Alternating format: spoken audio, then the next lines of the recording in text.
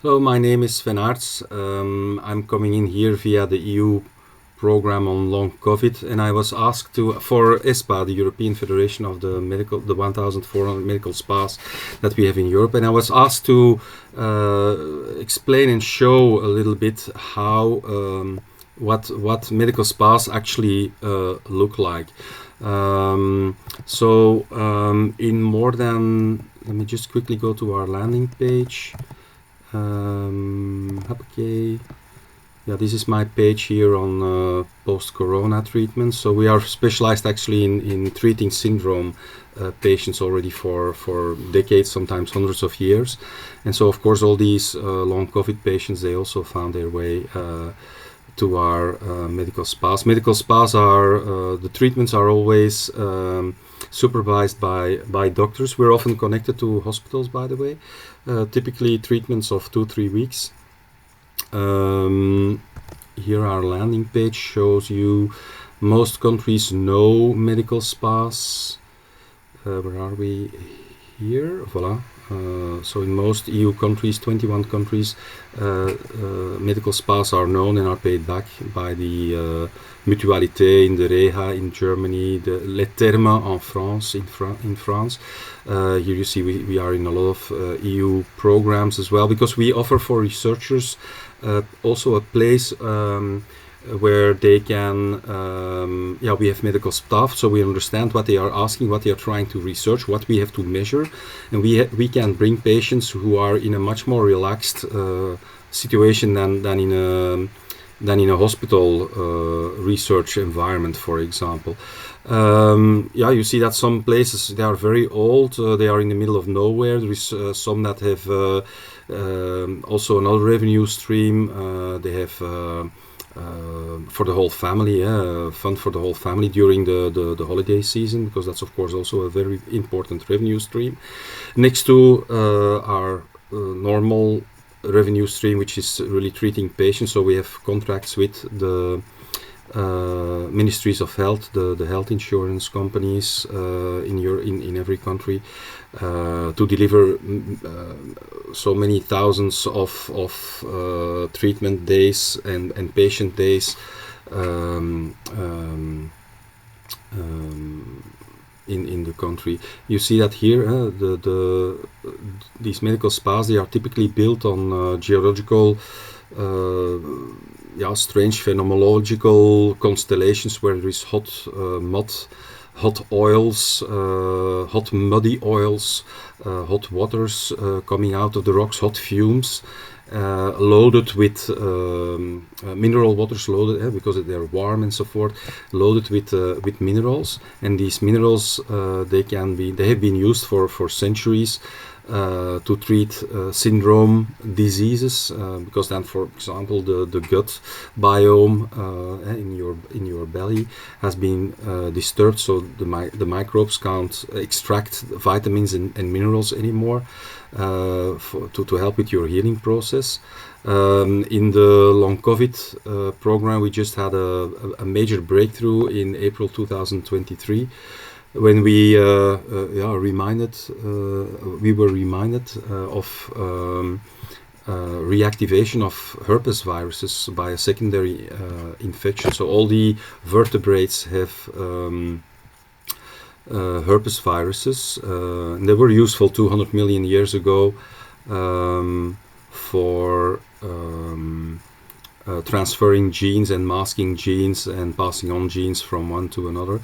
But meanwhile, we have learned, our immune system has learned to develop small proteins to turn these herpes viruses latent, dormant. But if there is a secondary infection, then the quantity, the concentration of these small proteins is being used up by this secondary infection by a virus or a bacteria, and then these herpes viruses can wake up again. And some herpes viruses are more located here in the shoulders, in the joints. Others are located in the kidneys. Others are in the bone marrow. Yeah, then of course you have a lot of diseases, because that's where in our bone marrow our antibodies are being made there. So then you have a lot of symptoms.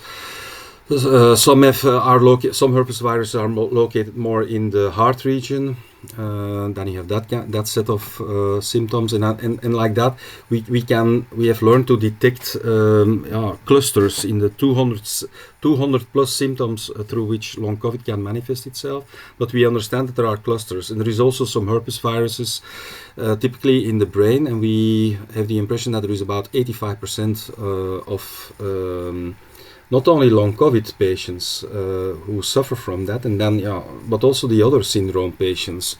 We think that about 85% have that mechanism going on. So herpes viruses being reactivated, have been dormant by a secondary infection.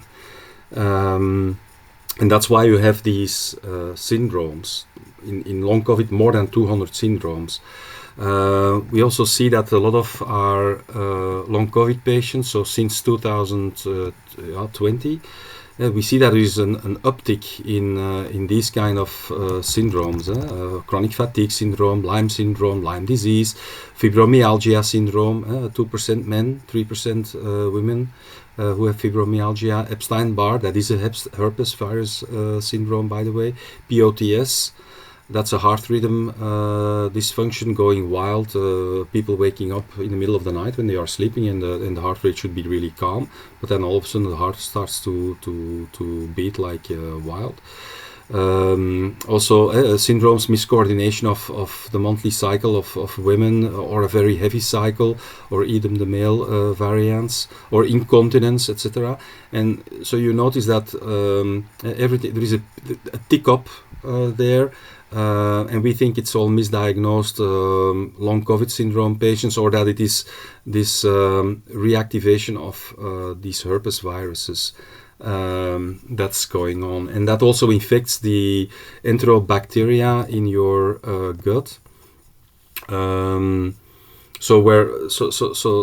Which explains that you can't extract, because you don't have the bacteria anymore, or the gut biome is completely messed up, and you cannot extract the vitamin B, the vitamin B12 out of your vegetables, and so your body doesn't have the elements anymore to regrow these neural networks or restore whatever is going on in your body with all these syndrome diseases. So then, for example, this is typically floating or in these magnesium sulfate baths, where we have in this bath is maybe like 5 kilograms of magnesium sulfate in it, Epsom salts, named after the little city of Epsom in the UK, where that was first described in somewhere in 1650.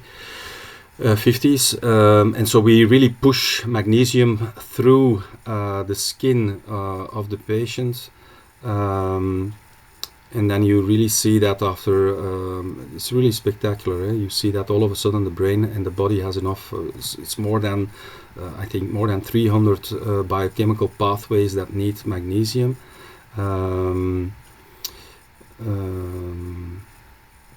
Or via mud here, also loaded with minerals.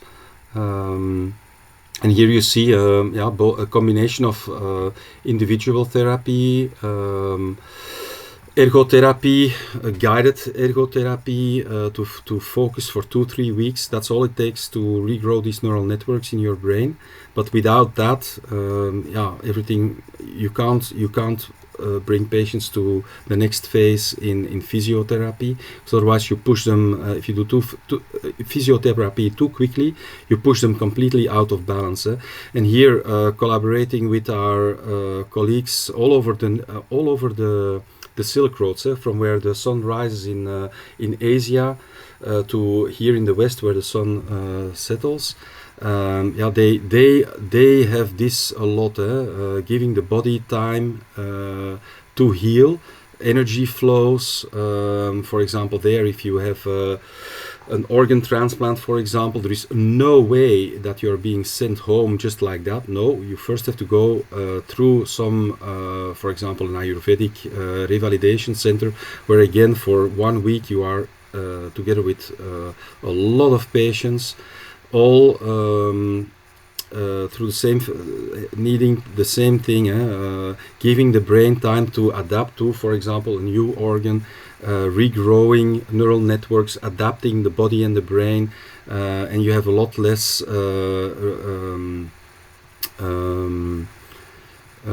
rejection of transplanted organs. You see in some places, there have over the centuries little villages that have evolved around these medical spas. Here is my colleagues in China. I just came back from China teaching about LongCovid research, because there they were still pushing their LongCovid patients in too quickly to physiotherapy. So we've been going over research on that. Let me have a look here. I want to show you another one. So you see that some of these, it's healing with nature, so it doesn't have to cost a lot. Here you see again a group therapy together with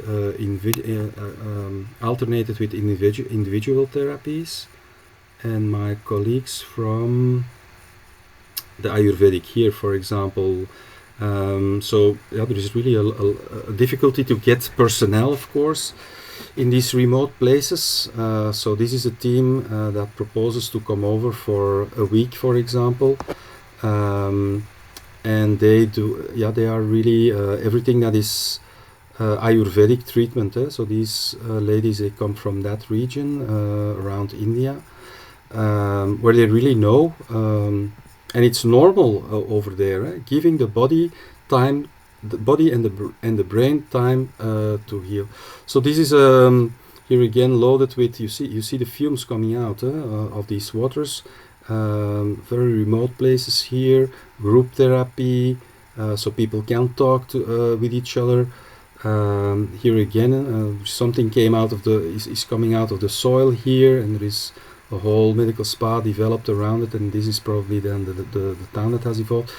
Some very beautiful, that is still from the around 1800, that you have these very beautiful old places. Here again you see it from the color of the water, that there is something coming out from springs, and that water is then being captured in a beautiful swimming pool here again. This is with a glamping village in Slovenia. You see in the middle of nowhere. Glamping doesn't cost a lot. It's just expanding capacity during high seasons, for example, or now with the COVID, we have a huge spike in demand, so we have to increase our capacity here as well. These wooden cabins, and here you see this typical thing here that goes up and down. That could be a moffetta. It's really fumes with a lot of CO2 coming out of the ground, and then depending on how high and how much comes out, you sit higher or lower. You never can go there alone, and that's also where these stories come, because of course it's too much CO2. There's some places where you really can't have to mind yourself, and you can't go there alone. And that's also where these mystical I see that here with these the fog and the hot steam and so forth. That's also where all these stories come from. Here, these are moffettas. This here, but there are places where indeed you have these fumes, for example, these moffettas, where there's valleys, and then now there is all of a sudden a large burp of CO2 that then all of the animals in a specific valley, for example, they all died, and then when the hunters come the next day, for example, they see, oh my God, what happened here? And if all kind of stories, but of course the local people, they know what's going on over there, and that is being used for healing. So you have of course very luxurious places, but you also have places where it's very normal. It doesn't cost a lot because it's healing with nature. It's paid back by the national health insurance, and now thanks to the fact that we have a health union, thanks to Miss von der Leyen, who is a doctor herself, an epidemiologist. Her husband is a PhD. Ah, that is the Moffetta here, this one. Yeah, Caprioara, that's in Romania. So here you see that that people then they go up or down in function of where the CO2 is and how much, because you have to keep your head, of course, in the place where there is still enough oxygen, so you can never go there alone. You're always with a couple of people. So if you see that your neighbor starts to fade, that you say, oh, let's move one level up. And so Miss von der Leyen, yeah, she's a doctor. Her husband as well is a PhD and a researcher. She's a PhD in epidemiology, and she really forged the 27 national feudal states who didn't in everything that was health landscape. It was incredible how they were all standing on themselves, and no, it was no exchange of patients, also even diplomas, incredible. So the degrees, the diplomas of nurses, specialized nurses, ergotherapists, physiotherapists, kinesists were not recognized in other states. All these kind of things to keep knowledge inside, yeah, some kind of 27 feudal systems who were living next to each other, looking a little bit at what the other was doing, but then all kind of systems so that you could not go over the border and so forth. And that fortunately, yeah, now we have the European Europa cross-border healthcare. Voila, here. So now you have the right here, cross-border health. You have the right to go and get reimbursed for care. In any of the 27 EU member states. You are living in Europe, not in a country, your country anymore, but no, you can go and get treatment if you can find something better in another EU member state. You are entitled to go and get it there. Here, for example, this one, yeah, Solve It. Solutions to problems with your EU rights. Here everything that is hospital bills, for example, so it's the time for only grants and so forth is over. There is still a lot of grants, but there is also sticks. People and governments have to pay up. Here Belgian national who could not get specialist surgery in France, well, that's finished, and that's fines. If you so you can go and bring governments and health insurance companies to court, and you're winning. Yeah, we are winning. That's our cross-border healthcare. Yeah, so that is everything. What this is basically how varied medical spas, what they look like. I hope you found that interesting, and see you on a next video. Bye bye.